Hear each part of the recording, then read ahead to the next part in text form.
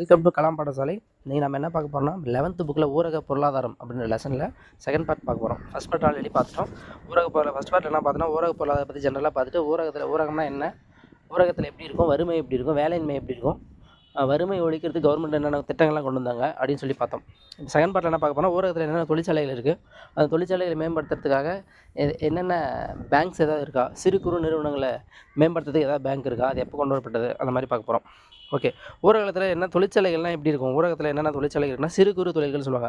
இந்த குடிசை தொழில்கள், பட்டாசு ரெடி பண்ணுறது, கயிறு திரிக்கிறது, கோடை முடுறது, இந்த மாதிரி சின்ன சின்ன வேலை பண்ணுவாங்க. அதெல்லாம் உங்களுக்கே தெரியும். ஊரக பகுதியில் என்னென்ன வேலை செய்வாங்க உங்களுக்கே தெரியும். ஸோ இதில் எக்ஸாம் பாயிண்ட் ஆஃப் வியூவில் நம்ம என்ன பார்க்கணும் அப்படின்னா சிறு குறு மற்றும் நடுத்தரனுடைய வளர்ச்சி, அதுக்காக ஒரு சட்டம் கொண்டு வந்திருப்பாங்க. கவர்மெண்ட்டில் சட்டம் கொண்டு வந்திருப்பாங்க.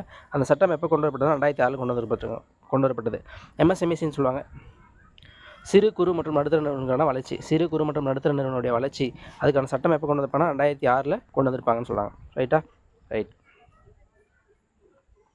அடுத்த எக்ஸாம் பாயிண்ட் ஆஃப் வியூ வேறு என்ன தேவை அப்படின்னா இந்தியாவில் 2015 சமூக பொருளாதார மற்றும் சாதி ரீதியான கணக்கெடுப்பின்படி 2015 ஒரு கணக்கெடுப்பு எடுத்திருக்காங்க. அதில் ஊரக பகுதியில் எத்தனை பர்சன்டேஜ் மக்கள் வாழ்றாங்கன்னா 73% பகுதி மக்கள் வந்து 73% மக்கள் ஊரகத்தில் தான் வாழ்றாங்க. அதில் 18% மக்கள் தாழ்த்தப்பட்ட பகுதியை சார்ந்தவங்கன்னு சொல்கிறாங்க. இது 73% மக்கள் எங்கே தான் வாழ்றாங்கன்னா ஊரக பகுதியில் தான் வாழ்கிறாங்க. இந்தியாவில் இருக்கிற மொத்த மக்கள் தொகையில் கிட்டத்தட்ட முக்கால் பாகம், அதாவது 73% ஊரக பகுதியில் தான் வாழ்கிறாங்க. அதில் 18% மக்கள் எங்கே வாழ்கிறாங்கன்னா யாராக இருக்காங்க அப்படின்னா தாழ்த்தப்பட்ட வகுப்பை சார்ந்தவங்களாக இருக்காங்க. 11% மக்கள் யாருன்னா பழங்குடியினர் இருக்காங்கன்னு சொல்கிறாங்க. ஓகே, அவ்வளோதான். அடுத்து நெக்ஸ்ட்டு, ஊரக கடன்களை தீர்ப்பதற்கு நிறைய வந்து நடவடிக்கை எடுத்திருக்காங்க. அதில் என்னென்ன வரும் அப்படின்னா வட்டார ஊரக வங்கிகள், சுய உதவி குழுக்கள், செல்ஃப் ஹெல்ப் குரூப்ஸு, அப்புறமா முத்ரா. ஸோ இதெல்லாம் பார்த்தீங்கன்னா ஒரு வங்கி மாதிரியே செயல்படும். இதெல்லாம் பார்த்தீங்கன்னா ஊரக பகுதியில் கடன் வழங்குறதுக்கும் அவங்களோட தொழில்களை மேம்படுத்துக்கும் உருவாக்கப்பட்ட அமைப்புகள். இதில் வட்டார ஊரக வங்கிகள் அப்படின்னா ஆர்ஆர்பிஸ்ன்னு சொல்லுவாங்க. ஆர்ஆர்பினா என்ன அப்ரிவேஷனா, ரீஜனல் ரூரல் பேங்க்ஸ், வட்டார ஊரக வங்கிகள். 1975 ஆண்டு உருவாக்கப்பட்டது. இது ஊரக வங்கிகளோட செயல்பாடுகள் குறித்து ஆராய ஊரக வங்கிகளை பணிபுரிந்தவர்களை கொண்டு உருவாக்கப்பட்டதுன்னு சொல்கிறாங்க. அப்போ வட்டார ஊரக வங்கிகள் எப்போ உருவாக்கப்பட்டதுன்னா 1975 உருவாக்கப்பட்டது. வட்டார ஊரக வங்கிகள்னு கொடுப்பாங்க, சில டைம் ஆர்ஆர்பின்னு ஷார்ட்டாக கொடுப்பாங்க. அப்படின்னா எந்த வருஷம்னா 1975 அப்படின்னு அது தெரிஞ்சிருக்கணும். தற்போது இந்தியாவில் எத்தனை வட்டார ஊரக வங்கிகள் இருக்குன்னா 64 வட்டார ஊரக வங்கிகள் இருக்குது. இதோட வேலை என்னன்னா பொருளாதாரத்தில் நலிவடைஞ்சிருக்காங்க இல்லையா, அவங்களுக்கு மட்டும்தான் கடன் கொடுக்கும். பொருளாதாரத்தில் நலிவடைந்தவர்களுக்கு மட்டுமே கடன் கொடுக்குறதா இதோட வேலை. யாரோட வேலைனா ஆர்ஆர்பியோட வேலை. ஸோ ஆர்ஆர்பினா என்னென்னு தெரியணும், 1975 தெரியணும், 64 வட்டார ஊரக வங்கிகள் இருக்குது இப்போ இந்தியாவிலும் தெரியணும். பொருளாதாரத்தில் நலிவடைந்தவங்களுக்கு மட்டும்தான் இது வந்து பார்த்தீங்கன்னா கடன் கொடுக்கும். அடுத்து சுய உதவி குழுக்கள் சொல்லுவாங்க, செல்ஃப் ஹெல்ப் குரூப்ஸ். சுய உதவி குழுக்கள் அப்படின்னா என்னென்னா, சுய உதவி குழுன்றது என்னென்னா ஒரே மாதிரியான சமூக பொருளாதார பின்னணி கொண்ட ஒரு 20 பெண்கள், 14-20 பெண், 10-20 பெண்கள் பார்த்தீங்கன்னா செல்ஃபாக சேர்ந்து தன்னிச்சையாக ஒரு அமைப்பு உருவாக்கிறது. அவங்ககிட்ட இருக்கிற கொஞ்சம் அமௌண்ட்டை போட்டு இன்வெஸ்ட் பண்ணி ஏதாவது டெவலப் பண்ணுறது, அவங்களோட டெவலப்மெண்ட்டுக்கு அது யூஸ் பண்ணுறது. அதான் பார்த்தீங்கன்னா சுய உதவி குழுக்கள் சொல்லுவாங்க. இந்த மாசான சங்கம் கட்டுறதுலாம் சொல்லுவாங்களே, ஸோ அதெல்லாம் இதுக்குள்ள தான் வரும், செல்ஃப் ஹெல்ப் குரூப்ஸ்னு சொல்லுவாங்க. ஸோ இது வந்து பார்த்தீங்கன்னா ஊரக பகுதியில் செயல்பட்டு கொண்டு வருது அப்படின்னு சொல்லுவாங்க. இப்போ இந்த செல்ஃப் ஹெல்ப் குரூப்ஸில் சுய உதவி குழுக்களில் யார் ஆக்டிவாக இருக்காங்க, எந்தெந்த மாநிலங்கள் ஆக்டிவாக இருக்குது அப்படின்னா 2005-2006 ஆண்டில் தென் மாநிலங்களான இந்த தமிழ்நாடு, ஆந்திரா, கேரளா, கர்நாடகா இவங்கெல்லாம் பார்த்தீங்கன்னா இந்த சுய உதவி குழுவில் செல்ஃப் ஹெல்ப் குரூப்ஸில் வந்து பார்த்தீங்கன்னா ரொம்ப ஆக்டிவாக செயல்பட்டு வராங்கன்னு சொல்கிறாங்க. ரொம்ப ஆக்டிவாக இருக்காங்க அவங்க அப்படின்னு சொல்கிறாங்க. சுய உதவி குழுக்கள் செல்ஃப் ஹெல்ப் குரூப்ஸ்னு சொல்கிறாங்க. ஓகேவா? அதில் எந்தெந்த மாநிலம் பார்த்துக்கோங்க, தமிழ்நாடு, ஆந்திரா, கேரளா, கர்நாடகா இவங்கெல்லாம் பார்த்தீங்கன்னா ரொம்ப ஆக்டிவாக செயல்பட்டு இருக்காங்க அப்படின்னு சொல்கிறாங்க. ஓகேவா? ரைட். அடுத்து வேறு என்ன எக்ஸாம் பாயிண்ட் ஆஃப் வியூ வேறு என்ன தேவைன்னா இந்த முத்ரான்னு சொல்லி ஒரு பேங்க், முத்ரா பேங்க் அப்படின்னா முத்ரா பேங்க் என்னன்னா சிறிய அளவு முன்னேற்றம் மற்றும் மறுநிதி அளிக்கும் முகவர் வங்கின்னு சொல்லுவாங்க முத்ரா அப்படின்னா. ஸோ இது எப்போ ஸ்டார்ட் பண்ணப்பட்டதுன்னா ஏப்ரல் 8, 2015 ஏப்ரல் 8 2015 ஆண்டு வந்து இந்த முத்ரா பேங்க் வந்து தொடங்கப்பட்டது சொல்லுவாங்க. ஏப்ரல் 8, 2015 இந்த முத்ரா பேங்க் வந்து தொடங்கப்பட்டது அப்படின்னு சொல்கிறாங்க. அடுத்து நெக்ஸ்ட் வேறு தேசிய ஊரக நல அமைப்பு NRHM சொல்லுவாங்க. இது எப்போ ஸ்டார்ட் பண்ணப்பட்டதுன்னா 2005 ஏப்ரல் 12. ஸோ முத்ரா எப்போ ஸ்டார்ட் பண்ணப்பட்டதுன்னா பாருங்கள், முத்ரானா அது ஏப்ரல் 8, முத்ரா பாருங்கள் ஏப்ரல் 8, 2015. இது வந்து பார்த்திங்கன்னா தேசிய ஊரக நல அமைப்பு எப்போனா ஏப்ரல் 12, 2005 ஆரம்பிக்கப்பட்டது. இது இதோட வேலை என்ன, இதோட நோக்கம் என்ன அப்படின்னா, நலிவடைந்த ஊரக மக்களுக்காக குறைந்த விலையில் எளிதில் பெறக்கூடிய தரமான ஆரோக்கிய வசதிகளை ஏற்படுத்தி தருவது தான் இதோட நோக்கம் சொல்லுவாங்க. அதாவது நலிவடைந்த ஊரக மக்களுக்காக குறைந்த விலையில் எளிதில் பெறக்கூடிய தரமான ஆரோக்கிய வசதிகளை ஏற்படுத்தி தரதான் இதோட வேலை அப்படின்னு சொல்கிறாங்க.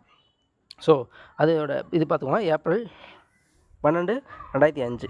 அதுக்கப்புறம் இந்தியாவில் ஊரக சாலை பகுதி 26 லட்சம் கிலோமீட்டர். ஊரகத்தில் இருக்கிற சாலை பகுதி மட்டும் எவ்வளோன்னு பார்த்தீங்கன்னா 26 லட்சம் கிலோமீட்டர். அதில் 13% பகுதியில் மட்டும்தான் சாலைகள் போடப்பட்டிருக்குன்னு சொல்கிறாங்க. ஊரக அளவில் சாலைகள் போகிறதுக்கு ஏற்ற பகுதியாக இருக்குது எவ்வளோன்னா 26 லட்சம் சதுர கிலோமீட்டர். அதில் 13% பகுதியில் மட்டும்தான் சாலைகள் போடப்பட்டிருக்குது அப்படின்றாங்க.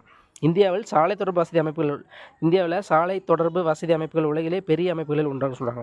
இந்தியாவில் இருக்கிற சாலை தொடர்பு வசதி உலகிலே இருக்கிற பெரிய அமைப்புகள் ஒன்றாகுன்னு சொல்கிறாங்க. 1950 to 51 4 லட்சம் சதுர கிலோமீட்டர் நீளமாக இருந்த இந்திய சாலைகளோட நீளம் இப்போ எவ்வளோ இருக்குது அப்படின்னா 34 லட்சம். 2018 34 லட்சமாக மாறிச்சு. 1950 எவ்வளோ இருந்திருக்கு பாருங்கள், வெறும் 4 இருந்திருக்கு. இப்போ அது எவ்வளோ மாறி இருக்குன்னா 34 லட்சம். வெறும் 4 லட்சத்துலேருந்து இப்போ 34 லட்சமாக வந்து பார்த்தீங்கன்னா மாறி இருக்குதுன்னு சொல்கிறாங்க. ஓகே, அதுக்கடுத்து எக்ஸாம் பாயிண்ட் ஆஃப் வியூவில் வேறு என்ன பார்க்கணும் அப்படின்னா, இந்த ஊரக முன்னேற்றத்துக்கு பார்த்தீங்கன்னா ஒரு பேராசிரியர் வந்து பார்த்தீங்கன்னா தன்னுடைய மாணவர்கள்லாம் கூப்பிட்டு போய்ட்டு ஒரு வில்லேஜ் 2-3 ஊரில் வில்லேஜெல்லாம் போய்ட்டு அவங்களோட இதெல்லாம் எப்படி இருக்குன்னு சொல்லி ஆராய்ச்சி பண்ணுறாரு. ஓகேவா, அவர் பேர் என்னென்னா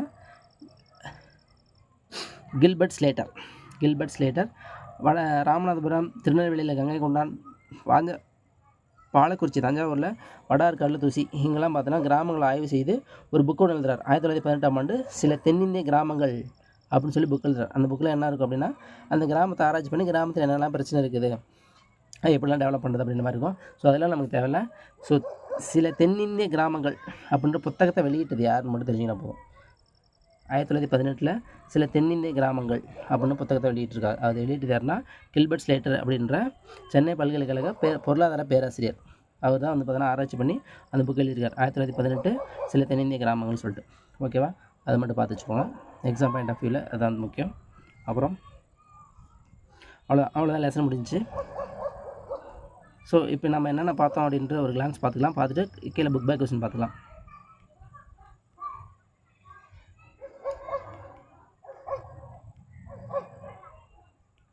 இதில் என்ன நம்ம பார்த்தோம், இன்றைக்கி என்ன பார்த்தோம், ஊரக தொழிற்சாலைகள் சொல்லி பார்த்தோம். ஊரக தொழிற்சாலைகள் எப்படிலாம் இருக்குன்னு சொல்லி பார்த்தோம். சிறு குறு மற்றும் நடுத்தர நிறுவனத்துக்கான கொண்டு வரப்பட்ட சட்டங்கள் எப்படின்னா 2006 கொண்டு வரப்பட்டதுன்னு சொல்லி பார்த்தோம். இந்தியாவில் 2015 எடுத்த கணக்கெடுப்பின்படி மக்கள் 73% மக்கள் எங்கே தான் இருக்காங்க அப்படின்னா 73% மக்கள் ஊரகத்தில் தான் இருக்காங்க. அதில் 18% மக்கள் தாழ்த்தப்பட்டவங்களாக இருக்காங்க. 11% மக்கள் வந்து பழங்குடியினர் இருக்காங்கன்னு சொல்லி பார்த்தோம். ஆர்ஆர்பி எப்போ ஸ்டார்ட் பண்ணப்படுதுன்னா 1975 சொல்லி பார்த்தோம். 64 ஆர்ஆர்பி இருக்குதுன்னு சொல்லி பார்த்தோம். பொருளாதாரத்தில் நலிவடைந்தவங்களுக்கு மட்டும் தான் அது ஹெல்ப் பண்ணும், அதாவது அவங்களுக்கு மட்டும் தான் கடன் கொடுக்குன்னு சொல்லி பார்த்தோம். சுய உதவி குழுக்கள் சொல்லி பார்த்தோம். சுய உதவி குழுக்கள்லாம் என்னன்னு சொல்லி பார்த்தோம், ஒரு குரூப்பாக சேர்ந்து அவங்க டெவலப் யூஸ் பண்ணுறது. அதில் யார் ஆக்டிவாக இருக்காங்கன்னா தென் மாநிலத்தில் தமிழ்நாடு, கேரளா, கர்நாடகா, ஆந்திரா பார்த்தீங்கன்னா ஆக்டிவாக இருக்காங்கன்னு சொல்லி பார்த்தோம். அதுக்கப்புறம் முத்ரா எப்போ ஸ்டார்ட் பண்ணப்பட்டதுன்னா ஏப்ரல் 8, 2015 ஸ்டார்ட் பண்ணப்பட்டது. அடுத்தது தேசிய ஊரக நலமைப்பு எப்போ ஸ்டார்ட் பண்ணப்பட்டனா ஏப்ரல் 12, 2005 ஆரம்பிக்கப்பட்டதுன்னு சொல்கிறாங்க. ஓகே, அவ்வளோதான். இதுதான் நம்ம இன்றைக்கி பார்த்தது. அதுக்கப்புறம் ஊரக அளவில் சாலை பகுதி மட்டும் எவ்வளோ இருக்குன்னா 26 லட்சம் கிலோமீட்டர் இருக்குது. அதில் 13% மட்டும் தான் சாலைகள் போட்டிருக்காங்க. ஓகேவா, ஆக்டிவாக இருக்கிறது 26 லட்சம். ஆனால் அதில் பாதி அப்படி 26 பாதி வேலை 13% பகுதியில் மட்டும்தான் சாலைகள் போடப்பட்டிருக்குன்னு சொல்லுவாங்க. இந்தியாவோட சாலை தொடர்பு வசதி உலகிலே இருக்கிற ஒரு முக்கியமான சாலை தொடர்பு வசதியாக இருக்குது. 1950 to 51 4 லட்சம் கிலோமீட்டர் தான் இருந்தது. அது இப்போ 2018 எத்தனை கிலோமீட்டருக்கு சாலை போட்டிருக்காங்கன்னா 34 லட்சமாக வந்து பார்த்தீங்கன்னா மாறி இருக்குதுன்னு சொல்கிறாங்க. ஓகே, அடுத்தது இந்த கில்பர்ட் ஸ்லேட்டர் அவர் ஒரு புக் எழுதியிருப்பார். அந்த புக்கு பேர் என்னென்னா தென்னிந்திய கிராமங்கள். 1918 தென்னிந்திய கிராமங்கள் அப்படின்னு சொல்லி புக் எழுதியிருக்காரு. அந்த கிராமத்தை பற்றி ஆராய்ச்சி பண்ணிட்டு. ரைட், அடுத்தது புக் பேக் கொஸ்டின் பார்த்துருவோம். புக் பேக் கொஸ்டின் என்னன்னா, எது ஊரக பதவியுடைய அடிப்படை அழகாக கருதப்படுகிறது அப்படின்னா வருவாய் கிராமம். பஞ்சாயத்தா, வருவாய் கிராமமா, நகரமா, நகராட்சின்னு கேட்டால் வருவாய் கிராமம் தான் சொல்கிறாங்க. எது ஊரக பகுதியை கண்டறியும் பண்பு அப்படின்னு கேட்டால் ஊரக பகுதியில் மக்கள் தொகை அடர்த்தி வந்து பார்த்தீங்கன்னா ரொம்ப கம்மியாக இருக்கும். ஊரக பகுதியில் மக்கள் தொகை அடர்த்தி அங்கங்கே இருக்கும். வீடு வந்து பார்த்தீங்கன்னா வில்லேஜில் அங்கங்கே இருக்கும், நெருக்கமாக இருக்காது. அது ஊரக பொருளாதாரத்தோட முக்கிய இயல்பு என்னென்னா வேளாண்மை சார்ந்திருப்பாங்க. அங்கே இருக்கிற மக்கள் எந்த தொழிலாம் சார்ந்திருப்பாங்கன்னா வேளாண்மை சார்ந்திருப்பாங்க. 2011 கணக்கெடுப்பின்படி 2011 கணக்கெடுப்பின்படி மொத்த மக்கள் தொகையில் ஊரக பகுதியில் மட்டும் வாழும் மக்கள் தொகை எவ்வளோன்னு கேட்டால் எத்தனை சதவீதம்னு கேட்டால் 60% சொல்கிறாங்க. 60%. இது புக்கில் உள்ளாரியே இருக்கும், அந்த லெசனுக்கு உள்ளாரியே இருக்கும். அடுத்து, தேவைக்கு அதிகமாக வேலையில் ஈடுபடும் மக்களுடைய நிலைமைக்கு பேர் என்னன்னா மறைமுக வேலையின்மைன்னு சொல்லுவாங்க. அதாவது ஒரு வேலைக்கு 10 பேர் அந்த வேலையை முடிச்சலாம், ஆனால் 15 பேர் அந்த வேலையை செய்வாங்க. ஸோ அதுதான் மறைமுக வேலையின்மைன்னு சொல்கிறாங்க. 2 முற்றிலும் வேறுபட்ட தன்மை என்ன சொல்லுவாங்கன்னா இரட்டைத்தன்மைன்னு சொல்லுவாங்க. இரட்டை நெஞ்சாக்கள் அப்படின்னு சொல்லுவாங்க. இந்த இரட்டை நெஞ்சாக்களை பற்றி சொன்னது யாருன்னா சுமாச்சர் அப்படின்னு சொல்லி ஒரு ஆள் சொல்லியிருப்பார். இரட்டை நெஞ்சாக்கள் அப்படின்னா என்னென்னா, ஒரு பக்கம் கிராமம் காலியாகிட்டே இருக்கும், கிராமத்துலேருந்து வில்லேஜ்லேருந்து சிட்டிக்கு குடிபெயர்ந்துருவாங்க வேலை இல்லைன்னு சொல்லிட்டு. அப்போ இந்த சைடு கிராமம் காலியாயிரும், அந்த பக்கம் சிட்டியில் மக்கள் அடர்த்தி வந்து அதிகமாகிடும். ஒரு பக்கம் காலியாகுது, ஒரு பக்கம் அதிகமாகுது. இதுக்கு பார்த்தா இரட்டை நெஞ்சாக்கள்னு சொல்லுவாங்க. அடுத்து, ஊரக பகுதி, ஊரக மக்கள், ஊரக வாழ்க்கையை மேம்படுத்தல் அப்படின்னா என்னென்னா ஊரக மேம்பாடு. அது மேம்படுத்தல் அதிலே கொடுத்துட்டானா, அப்போ அதோட மேம்பாடை பற்றி தான் சொல்கிறாங்கன்னு சொல்லிக்கலாம். ஊரக பொருளாதாரத்தில் வேளாண்மை பிரச்சனைக்கு தொடர்புடையதாக கருதப்படுதுன்னா சிறிய அளவு நில உடைமைன்னு சொல்கிறாங்க. ஊரக பொருளாதாரத்தில் வேளாண்மை பிரச்சனைக்கு தொடர்புடைய வேளாண்மை பிரச்சனைனா மோசமான தகவல் தொடர்பு வராது, ஊரக ஏழ்மை வராது, மோசமான வங்கி செயல்பாடு வராது. நில உடைமை வந்து பார்த்தா ரொம்ப கம்மியாக, நில உடைமைகள் வந்து பார்த்தா ரொம்ப கம்மியாக தான் இருக்குது. அதுதான் வந்து பார்த்தா அவங்களுக்கு வேளாண்மைக்கு இருக்கிற முக்கிய பிரச்சனையாக இருக்குது. ஊரக பகுதியில் ஒரு மனிதன் எடுத்துக்கொள்ள வேண்டிய கலோரி அளவுனா 2400 கலோரி. 2400 கலோரி கம்மியாக எடுத்துக்கலாம், அந்த வறுமை கோடுன்னு சொல்லுவாங்க. வறுமை கோடு கீழே இருக்கிறாங்க. ஊரக ஏழ்மைக்கான காரணம் என்னென்னா வேளாண்மை சாரா வேலையின்மைன்னு சொல்கிறாங்க. ஊரக ஏழ்மைக்கான காரணம் எதுனா வேளாண்மை சாரா வேளாண்மை. மறைந்திருக்கும் வேலையின்மைக்கு மற்றொரு பேர் என்னென்னா மறைமுக வேளாண்மை. அதிலே இருக்குது. குறிப்பிட்ட பருவத்தில் மட்டும்தான், குறிப்பிட்ட காலத்துக்கு மட்டும் வேலைவாய்ப்பு பெறுவது என்னன்னு சொல்லுவாங்கன்னா பருவகால வேலைவாய்ப்புன்னு சொல்லுவாங்க. ஒரு குறிப்பிட்ட பருவத்தில் மட்டும் தான் வேலை இருக்கும், மற்ற டைமில் வேலை இருக்காது. அதுக்கப்புறம் ஊரக தொழிற்சாலைக்கான உதாரணம் பாய் தயாரிக்கும் தொழில், பாய் தயாரிக்கிறது, கூடைமுடையது, அதெல்லாம் பார்த்தீங்கன்னா ஊரக தொழிற்சாலை. இந்தியாவில் உள்ள ஊரக குடும்பங்களில் கடனாளிகளின் பங்கு எவ்வளோன்னா 4/3 பங்கு பார்த்தீங்கன்னா கடனாளிகளாக சொல்லுவாங்க. 4/3 பங்கு கடனாளிகளாக இருக்கிறாங்க அப்படின்னு சொல்லுவாங்க. அடுத்து, இந்தியாவில் ஊரக கடனுக்கு காரணமாக கருதப்படுதுன்னா ஏழ்மை. ஏழை இருக்கிறவங்க தான் என்ன பண்ணுறான், ரொம்ப ஏழ்மையாக இருக்கிறதா, காசு இல்லாதனால என்ன பண்ணுறான், கடன் வாங்குறான்னு சொல்லுவாங்க. எந்த வருடம் வட்டார ஊரக வங்கி பயன்பாட்டுக்கு வந்தது? 1975 வந்தோன்னா வட்டார ஊரக வங்கின்னு சொல்கிறாங்க. முத்ரா வங்கி அமல்படுத்தப்பட்ட ஆண்டு 2015. முத்ரா பார்த்தோம்ல 2015. தேசிய ஊரக சுகாதார பணி அமல்படுத்தப்பட்ட ஆண்டுன்னா 2005. அது முத்ரானா 2015, தேசிய ஊரக சுகாதார பணி 2005. ஊரக சாலையின் பயன்பாடாக கருதப்படுவது என்னென்னா ஊரக அங்காடி வசதி, வேலைவாய்ப்பு, ஊரக வளர்ச்சி. இதெல்லாம் பார்த்தீங்கன்னா ஊரக சாலையுடைய பயன்பாடு. மேற்கண்ட அனைத்தும் அங்காடி வசதி, வேலைவாய்ப்பு, ஊரக வளர்ச்சி, மேற்கண்ட அனைத்தும் வந்து ஊரக சாலையின் பயன்பாடாக கருதப்படுகிறது. அதுக்கப்புறம் ஒரு இந்திய விவசாயி கடனாளியாகவே பிறந்து, கடனாளியாக வாழ்ந்து, கடனாளியே இறந்து, தன்னுடைய சந்ததியும் கடனை விட்டுட்டு போகிறான் அப்படின்னு சொன்னது யாருன்னா சர் மால்கம் டார்லிங். ஸோ இந்த டைலாக் சொன்னது மால்கம் டார்லிங். கடனிலே பிறந்து கடனிலே வாழ்கிறான் அப்படின்னு சொன்னது யாருன்னா மால்கம் டார்லிங். இரட்டை நெஞ்சாக்கள் அப்படின்ற அந்த டைலாக் வந்துச்சுன்னா அது சொன்னது யாருன்னா சுமாச்சர். ஓகேவா அவர். ஓகே, இதில் இந்த லெசன் முடிஞ்சு அடுத்த வீடியோ. Thank you to all. அடுத்த வீடியோவில் வேறு ஒரு லெசன் பார்ப்போம், வேறு ஒரு கான்செப்ட் பார்ப்போம். Thank you to all.